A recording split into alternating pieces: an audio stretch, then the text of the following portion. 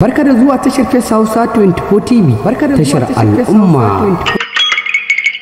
Tofa labarai da dumudumunsa daga cikin kasar jamhuriyar Nijar, Faransa, Burkina Faso.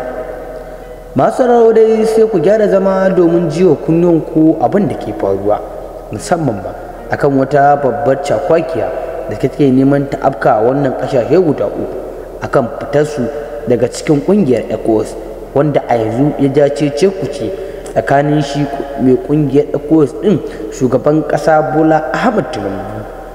Masu tsaro dai kan mu kai ku cikin wannan harkar shan bidiyon, da muna fatan in wannan lokacin ne ya shigar ka cikin channel din tamu mai dimbin albarka, da muna fatan zaka dangwala alamar subscribing kamar haka, sannan ka dangwala alamar ƙararrawar sanarwa domin samun sabbin shirye-shiryen namu dai kai tsaye da zarar dora.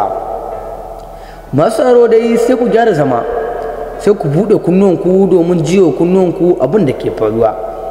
Duk wani ɗan ƙasar jamhuriyar Nijar muna fatan ya maza ya koma cikin ƙasarta ta cikin jamhuriyar Nijar ɗin, don kuwa sojojin CNNP sun tanadi wani abu wanda ƙullalliyar abu suke neman su hafka wannan ƙasashe guda uku akan fitarsu ta ƙungiyar ECOWAS, wanda shugaban ƙasa Bola Ahmed Tinubu yake neman ya haɗa wani tarzoma a cikin wannan al'amura da ke faruwa.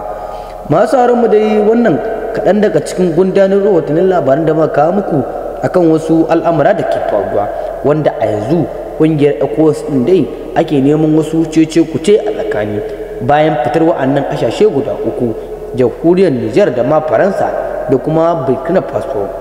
Haka zalika kuwa za ku ji cewa shugaban ƙasar jamhuriyar Nijar ya fito ya yi jawabi akan wasu al'amura da ke faruwa, musamman ma akan shugaban ƙasa Bola Ahmed Tinubu, amma dai ba su fito sun bayyana abin da shugaban ƙasar jamhuriyar Nijar din ya riga ya faɗa ba akan fitar su daga cikin ƙungiyar ECOWAS din.